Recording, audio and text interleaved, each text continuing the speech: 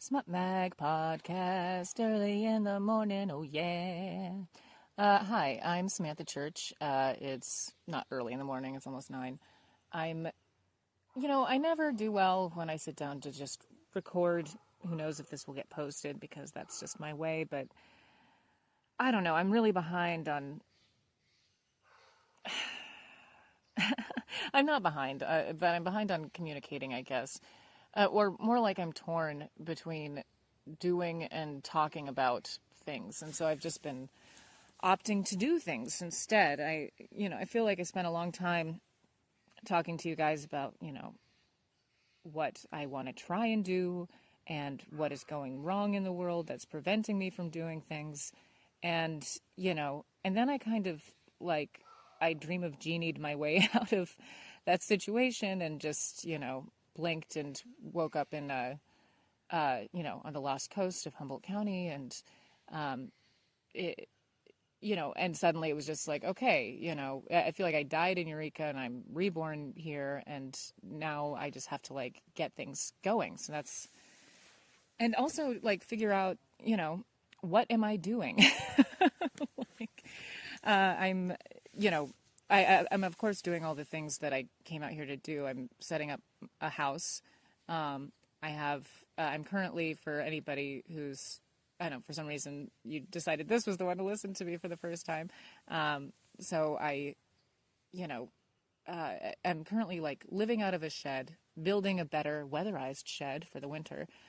So I can get ready to build a real house, after the rainy season. So probably around June of next year. So I've just been, living on my land and trying to figure out what the best way forward for it is.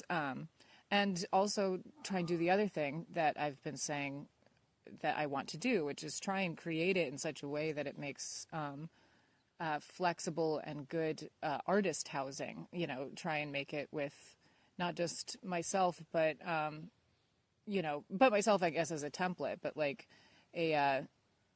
something that can be passed on, and utilized by artists in perpetuity. And yeah, it's just a lot of fucking work. So I have not been very,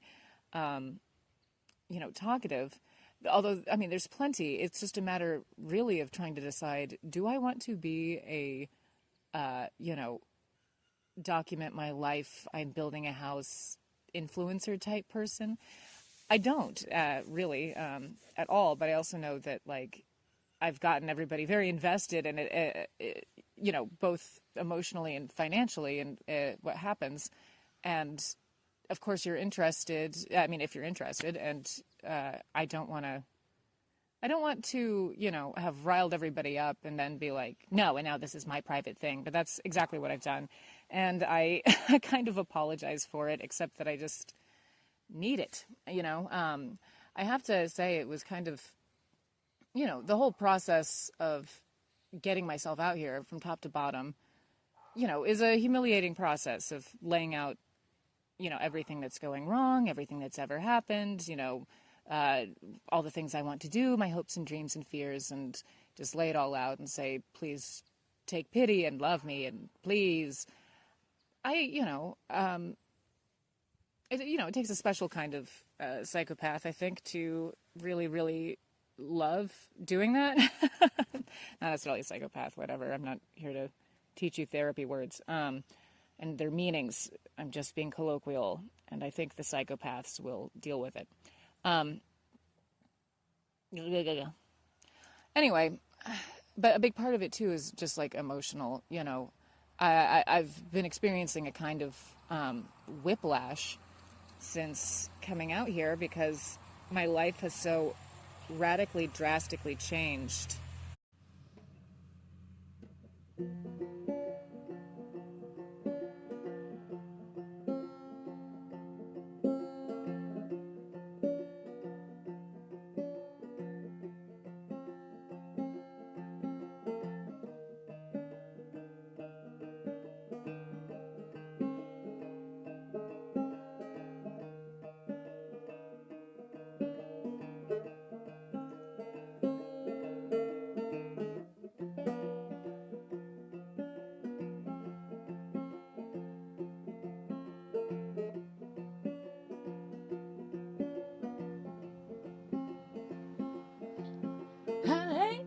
trad wife, mister, so I'm probably some whore. Yeah, I'll do anything, anything, anything, anything. I'll even do more for air I can breathe.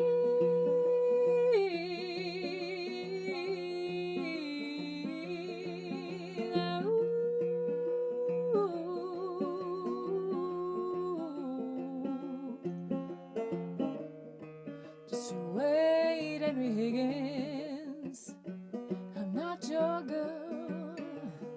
Just you wait, Henry Higgins, and I'll change your world.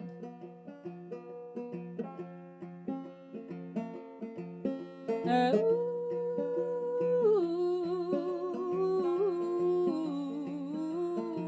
I ain't your trad wife, mister, and I'm not cottage core. I just will do anything, anything, anything, anything. I'll even do more for a book I can read.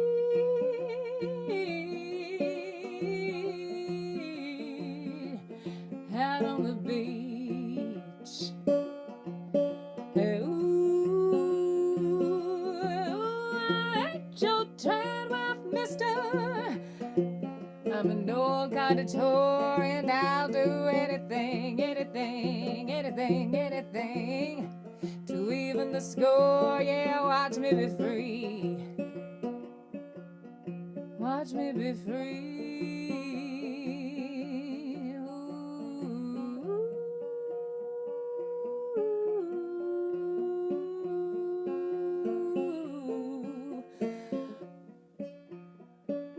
Yeah, watch me be free.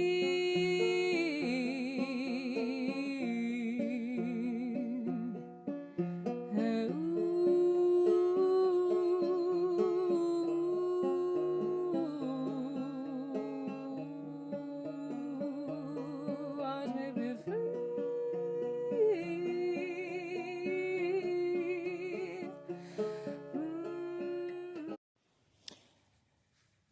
Welcome back. The sound you just heard was a car pulling up, so I had to take a small break to say hi to the neighbor, which is one of the ways in which my life has really drastically changed, is that it's amazing that when you move out to a place that's kind of remote, I mean, community becomes a big deal, but it's not just community. I mean, I haven't had a social life this full since I was in college. Like, the neighbors, it's like the olden days. Like, neighbors stop by. I go to my neighbor's house for dinner like almost every night. Which, at first, I thought he was being kind and letting me come over, but now it's like part of what we do. And, we just had a game night last night, and, things are far away, things are hard to get. And so everybody is just like, I know, you're just like on the same team if you live on the same block, and, people help each other out and they volunteer. And, I mean, it's wild. It's just everything it's everything I dreamed. I don't know what to say about it. And it's partly, part of why I have a hard time talking about it, because, I'm waiting for the other shoe to drop, because things are never what they seem. And I know that. And yet I thought it would, I had a hope and a dream of what life out here would be like. And it's so far, like doing a decent job of matching, my little heart's desires. I really like everybody here. It is breathtakingly beautiful all of the time.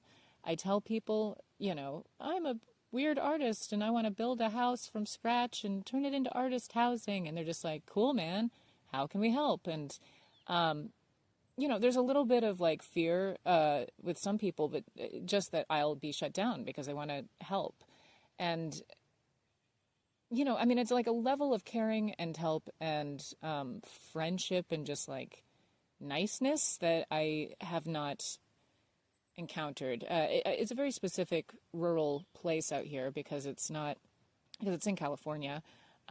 It's very much like kind of an earthy, crunchy, hippy dippy place, but it's not, but it's still rural and like, hardy and it has all the trappings, of course, of, small rural towns where small entities control things and, you don't want to piss each other off. But it is interesting to see how different, I know, I feel like we've got this idea in our head of like, and it's somewhat true that, liberals and people on the left live in big cities on the coast and that, right-wing people live in suburbs and in rural towns, and they're very, hardy, self-reliant people, whereas liberals are, into community. They talk about community a lot more. But when you get like a coastal, small, rural town, it's just a very bizarre place. I'm having a hard time even quantifying it, but it's going to take some time. But really what it boils down to is just that there were some back to the landers who in the 60s who came up here and were like, we're going to grow weed and grow our own stuff and get in touch with nature. And, and this is the culture that's arisen from that. And, it's really dependent on the radio. And the radio stations out here are really great. Like, I haven't been into, people keep asking me, like, are you into podcasts? And I'm like, not really. Mostly because I don't know. I like an eclectic mix of things. I like radio, and they've got a lot of great talk radio in this area of, like, just funny things of, call up and we'll talk about anything. And, you hear about somebody's new trick for keeping bears at bay, or, gee, did you see the drones flying overhead? Or, just want to let everybody know there's a bake sale going on. And, can we talk about aliens? Just like random things from the locals. And it's so interesting. And I'm just like pleased as punch to get back in touch with like actual humanity again, like quirky human beings and, loving and accepting them on their own terms and being delighted and getting to know people. And I don't know where all this guilt comes from, but you're just going to have to deal with it as I talk about my guilt. You know what it is? It's that I feel I've left a cult. Because while I'm still getting online, of course, it's the 21st century. But like my life and information and social life and even money and things, none of this is like at this particular moment for the past month that I've been out here, none of these things are dependent on the internet. Because the internet can't really be depended upon out here. Even things like ordering stuff from Amazon, it's like, well, it might come. So it's, everything's just oriented differently, where the internet is now in the background of my life. And the funny thing is that like, I didn't, even though it's a goal of mine to get the internet in the background of our lives, if not, away completely if need be, but like to, that's not just a goal of mine. Coming out here really kind of forced the issue, and I'm like really glad for it. Although that's not the end all be all of what's wonderful about being here. It is interesting how it seems like it can only really be one or the other. You are either on your feet, helping your neighbor haul trash and doing something physical and like, or going to a board game night and, engaging with people and asking them, oh, tell me more about that thing about you because I'm truly interested. You're either engaging with the people and things and community around you, or you are not and you're distracting yourself with something else. And when there's so much to do, like I'm not knocking leisure time. I've spent this whole morning enjoying my leisure time. Yesterday, I, spent even more time enjoying my leisure time, and just watching crap online. But it's just to try and get up to speed with what's happening in the world. But I mean, that's a concept that is changing for me too. Like, what is happening in the world? Because I guess I'm in this kind of like back and forth between like what's real life and what's not. In some ways, this place that I'm in is so magical and dreamy that it feels like it can't really be real life. But then on the other hand, it is far more real than all of the bullshit construction of, mazes and just bullshit that seem to dominate my life, in other places and cities. So it's I'm dealing with a lot of, I'm just trying to observe, I guess, and see what I come to, and this is going to take some time. So that's why I have not immediately jumped into, let me tell you all about it, because, if I were somebody who was particularly interested in the documentarian aspect of, like, this is what it takes to get a house up or move to the sticks or, find real life or, connect with nature, and I'm going to show you my journey, then yeah, I mean, I would just do like a diary style, documentarian thing, and there would be plenty to record all day, but I'm just trying to see, I'm trying to see what is this? And I can't quite tell yet, except that I'm really very happy out here, and am hopeful that I can get the things that I want going, and that maybe in this small little corner of the world, that the human beings might still be able to contribute and make something great. I will say that there are issues with the town that I live in that are looming, but they're surmountable, and it's a small enough town that I'm hopeful perhaps we can actually take care of it. One of those issues is that it's got a very shrinking population. Since 2020, the population's dropped 47%. It's gone from a town of about 800 people to, like 850 or so people. Not 850, 450 or so people. So it's dropped dramatically, and the average age here is 52. It's 62 for men and 45 for women, but there's a lot more men. And, and they're all, don't get it twisted. It's not like these are very active, healthy people for the most part, but, and I'm not counting them out by any stretch of the imagination, saying like, they're done, they need to make room for the younger generations. But it does, have that problem looming in the background of like population shrinking, and it's getting older very quickly.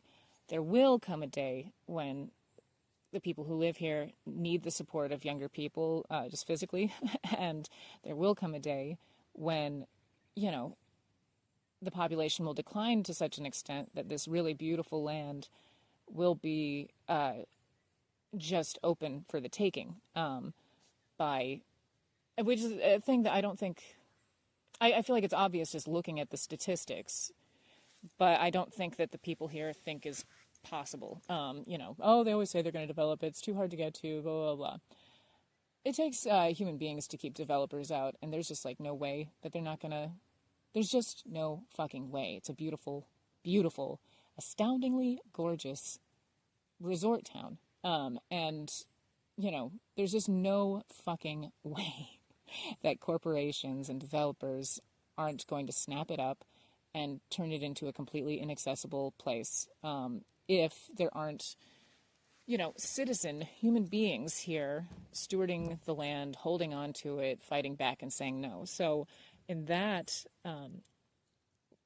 there's always this environmentalist kind of back and forth of whether, not even back and forth. There's just kind of an idea in the greener spaces that humanity is evil and, should not really exist in nature, and the less people out here, the better. And so there's, an idea that we should not be encouraging any kind of growth, I guess is the big problem. But the thing is that it's not, the bears don't win if humans aren't here. The corporations absolutely will, because they don't care about the bears at all. I think it's much more important to look to the future, not try and fight against growth, but instead figure out how do we do this in a way that is manageable and sustainable and good for all of the animals, including the humans in the environment. And, not let it get out of control, I guess, but like, there has to be some kind of development or there won't be anybody here to protect and guard, So, so there's plenty that needs doing around here, I guess is my point. And there are, I wondered who I would be if I had the things that I needed and was happy. Like, would I still be me? Would I still be appealing, or would I still have something to do? Because so much of my life is about, fighting back against things that are horseshit. So, like, you worry that, like, well, then am I addicted to the horseshit because it's my livelihood? No, I mean, it's just always there. So even when life is beautiful and you're relatively happy and stable. So these are just kind of the things rolling around in my head. But I don't know. I don't know what to talk to you guys about. That's the thing. I guess I can tell you just about some of the things that I've gotten going since I've been out here and some of the problems I've faced. The good things are that this is a place that like relies on tourism because there aren't many people, but it's very beautiful, and that means that there are always jobs. Like something needs doing, so I got a job at a coffee house, but it's really more of a swanky brunch place that would have been a very coveted position, I think, in any city for people trying to get service jobs, because it's got like a killer view, it's got a good work atmosphere, it makes money, it's like, it's good. And I pretty much was able to just say, hello, I'm here. And they were like, good, you're hired. So that's good. As a chronically unhirable person for really stupid bullshit reasons all the time. But here it's like they value that that somebody's got to do the work. So they're just happy you're here to do it. You're happy to have the work, and, and everybody pulls together, and it's just not as hard as it needs to be. So that's a good thing. There's also my neighbors. It's nice to not be the only bizarro weirdo on the block. The guy who owns a lot across the street from me, sees me over here in my shed, and he's like, oh yeah, I did this. I slept in a tent for 2.5 years, and I got my business going. And it's just kind of like, I know it's a place for people dropping off the face of the earth, or the face of virtual reality anyway, to come and just say, I'll contend with nature and emerge and arise. And it definitely has me thinking about our fear of nature, like our fear of the woods, and don't get me wrong, it's scary. There are bears here, and every single night I have like a million rituals that I do to try and keep the bears at bay. Things like I soak rags in pine sol and put them around my shed because they're not supposed. They don't like the smell of pine sol, according to the internet.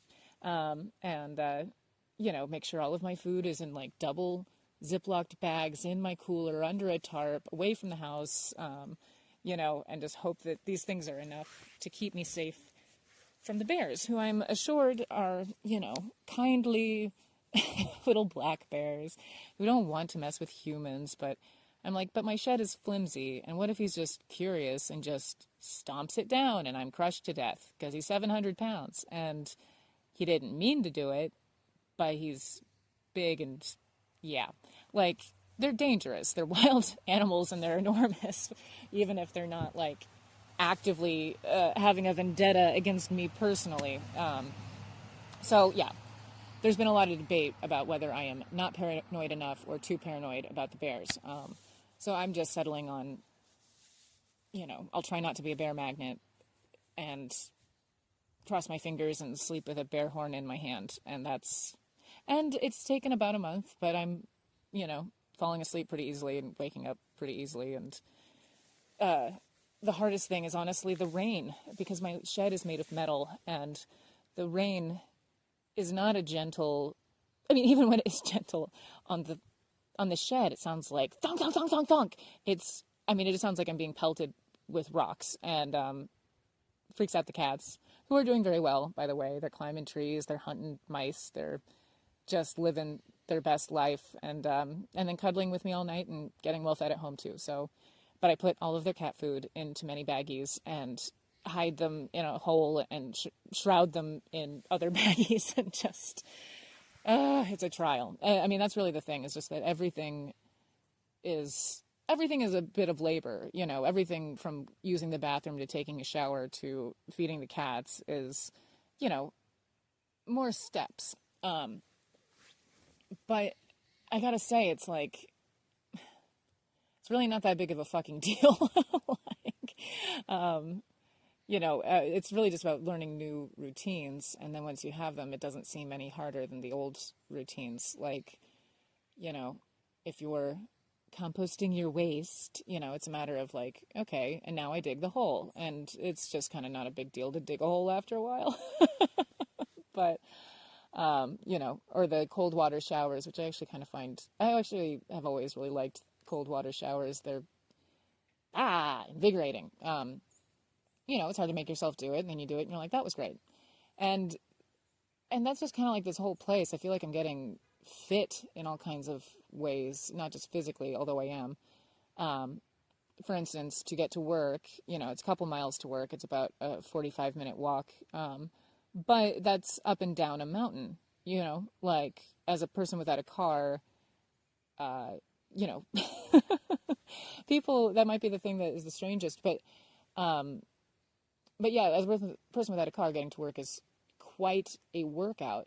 But I look around at the, just stunning views every single place I look, and I'm like, this is really, it's hard to complain about it, because it's no worse than what a celebrity would have to endure, like, you must work out all the time. Okay, so what? So I'll have stunning views and a hot bod and be able to lift things, and, that's cool. All right. So yeah, and all of this is made possible by the fact that my land payment is very low, and I'm building as I go. So I can kind of have the Amelie dream of, I work in a cafe, and then I come home to my little home and talk with the neighbors and just enjoy humanity and nature and life and getting through it together.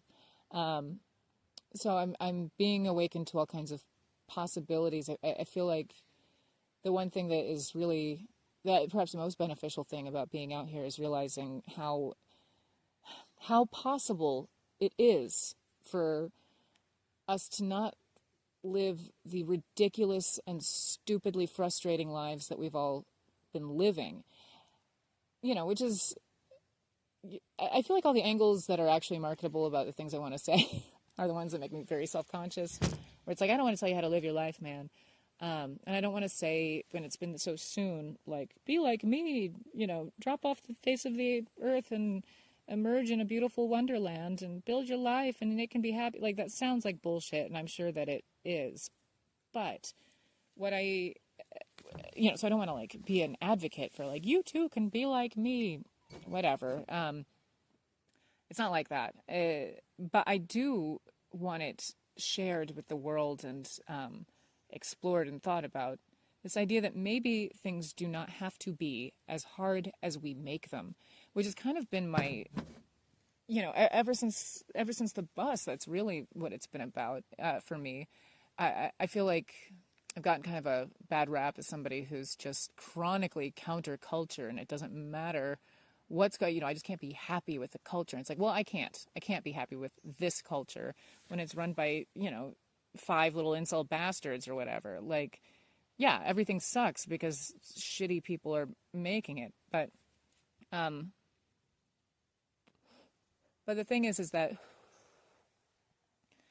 the culture, the American culture, or even just the 21st century global culture that we live in, where the idea is honestly just that, like, you're not allowed to live unless you properly suck the dick of the richest people in the world, is just not a world that I'm willing to accept. Not as an American, not as a human animal. I deserve the same rights that a fucking beaver or a bird have to build my nest the way that I want and be able to make my own life without having to go through some, some entity or king or person who decides whether or not I deserve it. And I feel like this is an old concept that should not be so regarded as like wild and crazy.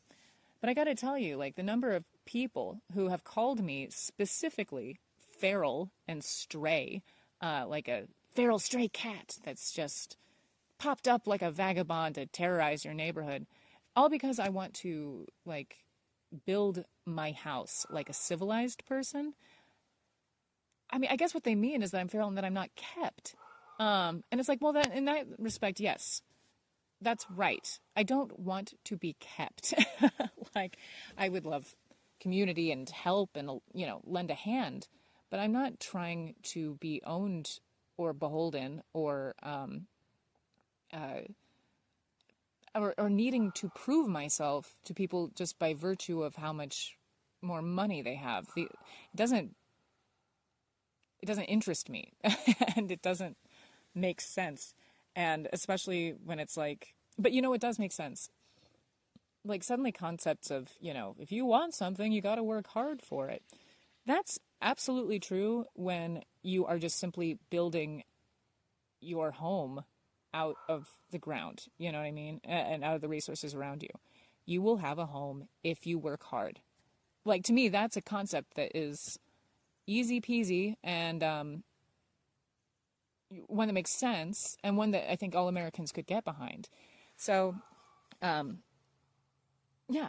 And the thing is, I'm not sure that it's easier out here than it is other places, aside from the fact that like my neighbors are cool and not everybody has noticed yet that I'm here. So when the Resort Improvement District comes to find me, I mean, I hope I'll have all my paperwork in time to say like, oh, I have a building permit and blah, blah, blah. That gives me kind of a get out of jail free card. If I have a building permit, then I can pretty much be here. And if I don't, I'm kind of here under the radar. But the building permit's coming. I had to take some time. To me, I'm just trying to do things in a reasonable way. And if you want to stop me, well, then we'll go through that. But like, to me, it's only reasonable that I should spend a decent amount of time on my land before I determine what kind of house I should build on it, like, and I'm not comparing myself to Frank Lloyd Wright, but I'm saying if I were Frank Lloyd Wright, if I were an architect, if I were somebody, and I am going to be building a house. So like as far as my house is concerned, I am the architect, and I said, well, I'm going out to a property I purchased in Kansas. I'm going to throw up a shed and be inspired by the land. I feel like we'd say, right, that's what I would do if I were an architect. Well, it's like, well, I am building my house, and that's what I'm doing. I'm spending some time figuring out, where does the light come from? What trees seem dangerous? Which ones, that like need to be cut down before they fall? Like where can I build this house and what should it be shaped like and how will it work with the land as it is and what is the most true thing that I can build? And it just seems like no shit. Coming at things from kind of like an artistic background, it's like, yeah, I'm in the research phase and now I have an idea. I'm really glad I did it this way. I was originally going to do an A-frame house, and it didn't seem like it wouldn't fit in. It just seemed like, I don't know. It just seemed like it wasn't really grabbing me and it wasn't quite exactly right. And then I finally have decided to go with shipping containers because I don't have to cut down as many trees. They're just completely bear-proof. They're much, much cheaper. There are plans already pre-approved for Humboldt County involving shipping containers that I can use to fast-track the process. So, I wouldn't have come to that conclusion if I had to come up with my building plans without having spent significant time on this land and trying to figure out, what fits, what works. Because I was, I think shipping container houses are neat. It wasn't really like my, I don't look at them and think, my dream home is a shipping container. Shipping containers will work wonderfully in this space. And because of that, this space is my dream home. And because of that, now they are my dream home. But I liked an A-frame. I thought they were neat and looked cool and, shoot upward with the trees. In my imagination, that was the best way to go. And I think it's a fine way to go, but I don't think it's the best way for me to go on this land here today. And that's like the benefit of, just going out there and starting from scratch and using your own brain and giving yourself some time and thinking about things, is that you can come to, I don't want to say more right, but more right for you decisions about what comes next. So that's kind of just what I've been doing, is like figuring that stuff out. And it's just so funny because that's the thing that makes it crazy. It's not crazy that I should come out here or build a house or any of that. But for people, it's crazy that I should begin the process with basically no money and just be like, well, but all of the money I make will go into my actual house. It all comes back to me. And I can do this for much, much, much cheaper than if I had to hire a bunch of people to come out and, do all this shit for me before I got out and, or if I had to, conceive of an idea and then make the land conform to my idea. That is just a much more expensive route to go. And so anyway, part of this, I guess, is just like doing things in a reasonable human way, on a reasonable human scale, and on a reasonable human timeline that, I want, if I'm challenged on this, and I really hope I'm not, because I just want my home. I'm willing to stand up for my principles when they are challenged, but I really would just prefer to go unchallenged, like everybody else. But if it comes down to being challenged, I really want them to have to explain to me, and not the other way around, why is it that you need me to shell out tens of thousands of dollars before I ever even begin the process of building my home. My guess would be that it's to keep poor people from building homes. And, if they want to have to say that out loud, then I will make them. I hope it doesn't come to that and they just let me build my home. That would be great. So far, so good. If I can get through and as far as if they won't let me, I'll do it. There's only so much that can be done to prevent me from building my home. But let's say this new weatherized shed I put up, there's some gray area on whether or not I am allowed to do that.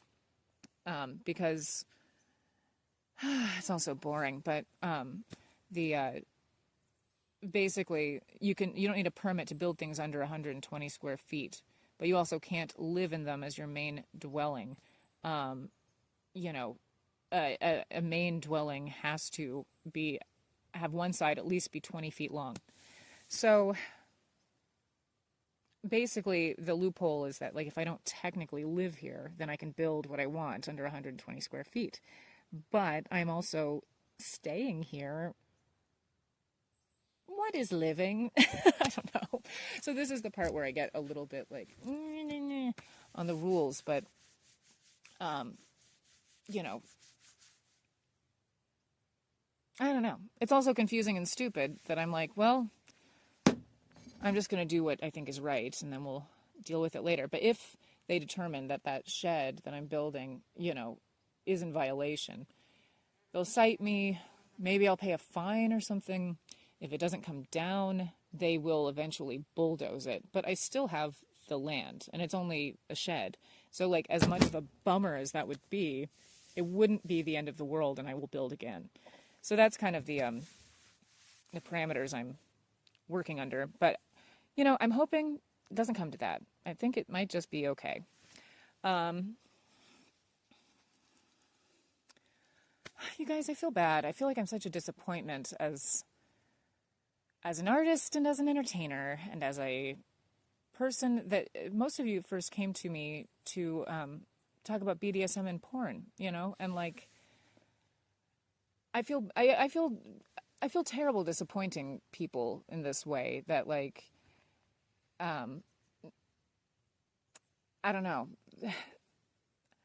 Different times in my life call for different things, and I don't.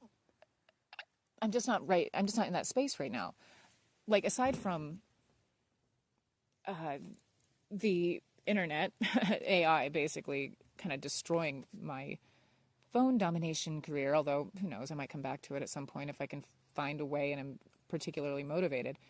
I know I had bigger fish to fry, and it was to me it was only ever just subject matter. Like it was the subject matter that allowed me to get paid for what I do, and it was interesting subject matter, and I felt like it mattered to the people that I was doing it for and with, and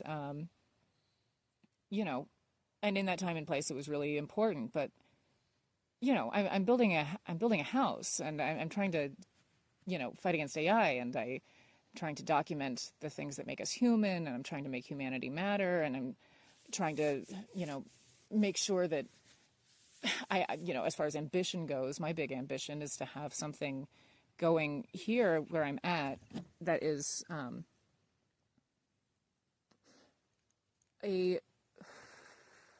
I would love it if this place were not just known for nature, but for the humanity in it, and for the arts available in it. This place is filled with artists, and they do a lot of wonderful things. There's not a lot of performing art, but there are performing artists. It's just more difficult to organize and keep going. And visual art, you can tinker and fail, and it's all relatively private, even when you're part of groups. But when it comes to theater and live performance, it takes a lot of people, even when it's a one-person show, and it takes a lot of planning and spaces and just a lot of things. So it's hard to keep going at any kind of good clip. But I think if there's one area that I might be able to actually contribute my talents or expertise, it's in that. So my ambition is I want to get some open mics and cabarets going, some like kind of community driven variety shows that can stand up and hold down the fort and go week after week, and try and find talent and see what we can build out of that kind of variety theater idea. But I've had to get settled and get a job and get my bearings and things first. And then as far as like my writing and the commercial aspect of like because I have got to find a fucking way to make some money off of my art to fill in the gaps, because as cheap as I can make this, it's still a very expensive endeavor, very expensive. And I feel like I can get all this done for 60 grand is my feeling. Things often take up to 3 times as much as what I think. So, let's say 180 grand, although I don't think it won't take that much. But even still, that's much cheaper than market rates for houses, and it's over time. So, somewhere between there. But the point is I got to make some money. And it used to be domination, phone sex. And, and then I was trying to come up with ways to make like analog pornography when AI came around. And, I had my fun with experimenting with that. But like, I don't think it's really, aside from AI destroying that career and all that sort of thing, I'm also just kind of not interested in it anymore. And it's not like, I hate that I even have to do this disclaimer, but it's not because I'm ashamed of it or because I think, it's just, I just have other shit on my mind. And besides which, it's not just AI. It's also the Christian right has really, by taking BDSM and putting it into our politics, they've really kind of made it into a boner killer, Like, I don't, over the past 10 years, cuckolding relationships have taken on an entirely different connotation. I just don't, it's not interesting to me anymore. I'm not interested in playing with people. I'm interested in getting into intimate spaces with people's fears and playing those out and seeing what comes from it. But that is very different from people's rage, and I found that like things were shifting from a kind of, it used to be about submission, right? It used to be about these are the forces in your world and you will deal with it, and there was kind of something almost healthy about it. But then it became a matter of like, I don't know, just playing out your racist fantasies and confirming them. And it really was a marked change. The right will try and tell you that, like, well, it doesn't matter. That's the thing. It just bores me now. And I realize it's not so boring to other people who aren't in it, but I think it might be for everybody. We're all a little BDSM'd out, and, there are just some fundamental things I want to take care of. But it means that my commercial art is going to take a very wild left turn, in that it's going to seem a lot more mainstream and cute. Because what I really think is a good idea for me, for humanity, for this town, and for making money, is to write positive things about the nature of this town and slap it on some, merchandise for tourists, to try and create something that properly pays tribute to what I know are the incredible experiences every tourist who comes here has. Because I feel like I'm belaboring this so much that I might make you hate me and jealous, but like, I can't overstate how beautiful it is. It's like astounding. And I've lived in some really beautiful places.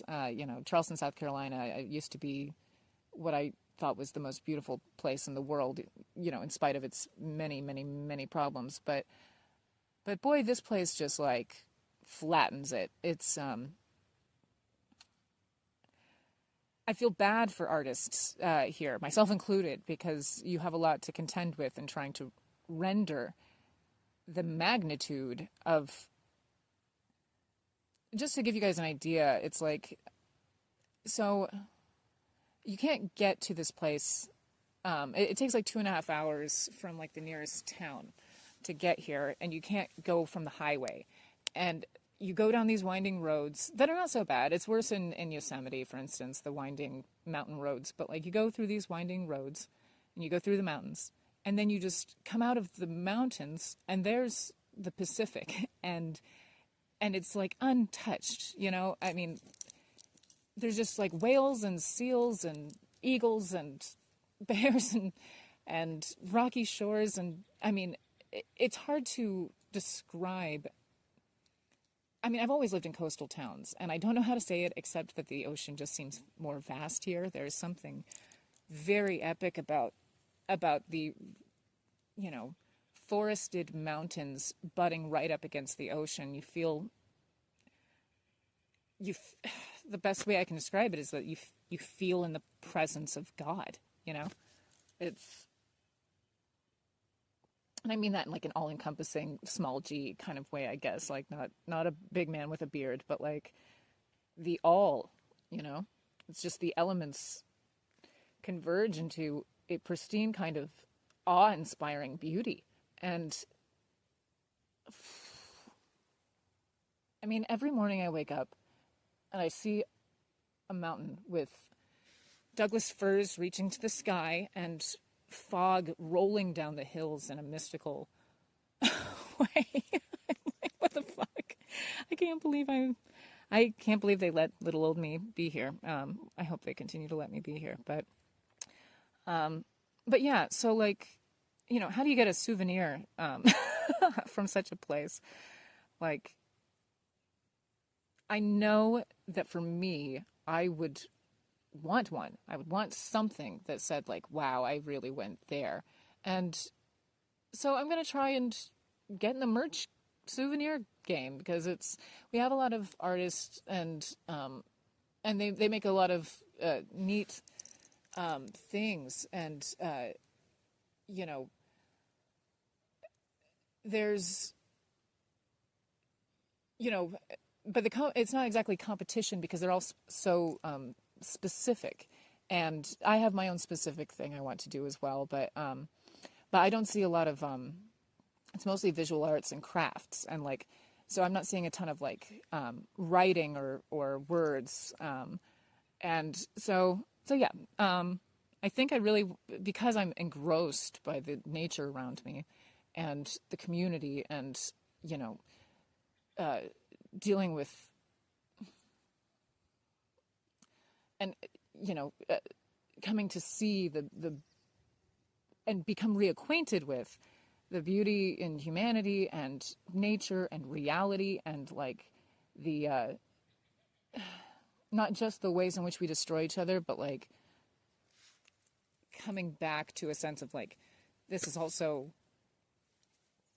how we are also capable of building each other up and of accomplishing wonderful things, and also, you know, and with contending with the elements, like we can do it, you know. And when you come here, you want to do it, and you are able to do it.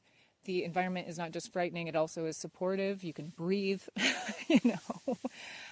It's temperate, it's beautiful, and you know, I want people to hold on to that. So it's quite a switch. And I worry, of course, you know, even though I shouldn't, but I worry about the optics of it. Like that the last thing in the world that I want is some notion that like I left my darker aspects behind to go seek the light. The darker aspects are why the light is so needed. But it's just, there's a time and a place for me to do different things. So I think that's why it's been so difficult for me to talk to anybody, you know, about what's going on out here. And certainly to like my listeners, is that like, I am experiencing a kind of, you know, transformation, and it is for the better. And it's also, I don't know what you guys came for, but I know this is not what you started with, you know, and, I'm hoping that you just are, I'm hoping that you just enjoy my take on things. And now I'm in a new situation, and so it's going to be new takes on new things. I know how important it is to people these days to have consistency, and, you know, for me, the variety is the important thing. The ability to navigate a wide variety of situations, to see clearly in those situations and convey what those situations are to others. That's, you know, artistically what I, you know, and therefore professionally what my goal is.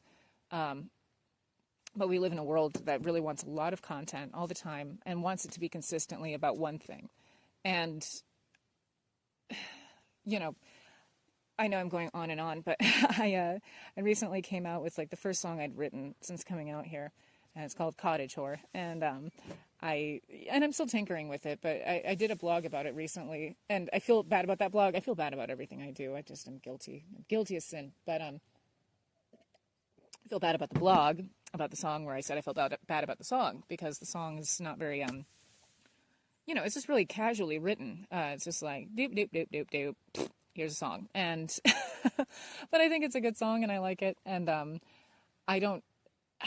You know, I've been grappling with like, am I being lazy or am I being authentic? I kind of can't tell anymore.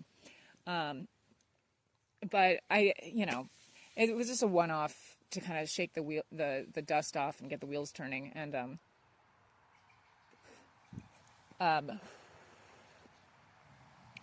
you know, what I had said I was going to be working on would be the next thing, which would be the next cabaret piece around a holiday, which would be Halloween. And boy, do I want to, but I think it has to wait till next year because I'm just too busy. But eventually, next year though, by this time next year, I want to turn my piece of land into a little haunted forest for Halloween time. I've already got ideas about it, but they're too ambitious to implement this year. So yeah, I don't know what my next project is except to endear myself at work enough that I can maybe convince the owner to let me have some evening some evenings there to do like a cabaret open mic night type thing. And I think I can accomplish that. Where I work, they close at 4, but sometimes they do nighttime events and they have a bar, and like, I think I can make it happen. I don't know if I can make it successful, but I guess I'm focused. This community has been so welcoming and wonderful to me. I want to focus my efforts on this community, which I think is which for me is the big goal for artists in general. I think we're going to have a much better, healthier artistic scene if instead of the conventional, if you're in the arts, your goal is to get famous, and if you don't get famous, you should really give it up and be, anything else, but definitely subservient to money. To me, that's a big culprit in the fascism that we see. I think we need every zip code having working artists keeping the arts going in that area, and devoting themselves to it full time. And so I'm going to try and do that here. and I'll talk to you guys about it, and I'll talk to you about what's going on in the world. And I'm just going to keep being me. Okay. I'm just going to keep on keeping on because I gotta be me, in the words of Sammy Davis Jr. And I don't know. I hope you guys are along for the ride. I'm wildly inconsistent, and that's just part of it. But that doesn't mean that I'm not here for you. And for those of you, who have, who were really invested and felt kind of shut out this past month, I just hope that you'll forgive me, because I think about you all the time, and I want to make sure I'm doing right by all of you. And, and when you come to visit, I can't wait to host you and see you. And it's just been a lot, okay? It's been a lot. Oh my God. This is the hardest working vacation the past month that I've ever had, because, every day I'm just, oh my God, I'm just lifting and hurling and moving and lugging sticks and digging holes and it's been climbing mountains and scrubbing dishes and hauling trash, and it's just been great. And it has been, kind of a vacation from the demands of, I've just given myself a little vacation from the demands of constant content and of being sure and, having a thing to say. I've just been listening, and I want to keep that up, and I'm going to keep that up. And when I come to conclusions, I will tell you things, and or when I get some kind of perspective on it, I will say things, and maybe I'll say things before I'm ready, but like all this shit, this podcast shit, the blogs and things, those are just, that is you seeing the process, and then when I make things like the show Process, those are the things that I'm like, okay, here I've come to a perspective, and now I've made some art about it. So as far as like what this is and what I'm doing, I guess that's it. And when I, write my little poems, and put them on a mug and sell them to tourists, I'll try and share some of that with you guys too. And but I don't know. I'm living. That's what I'm doing. I'm doing my best to live an actual real life as the human animal I am. And I guess that's about it. We're at like an hour. I hope this wasn't the most convoluted podcast in history, but we're gonna come back and see. Oh yeah. All right, SmutMag podcast. One day I'll have something dirty for you. I will say this about one last final note about the landscape. So, I want to make little touristy things for the tourists and stuff too. But I gotta say, like, it's cinematic here. It's cinematic in like so many different ways that like I want to make everything. I want to make Zardoz, and I want to make porn, and I want to make a Hitchcockian thriller, and I want to make, a romantic, movie about finding love in the wilderness. I can't wait to make things just utilizing this landscape. So, there will be things to come that are not just focused on, nice memories for tourists. I don't know. We'll see. We'll see what happens. All right. That's it. SmutMag podcast. Oh, yeah. Oh, yeah.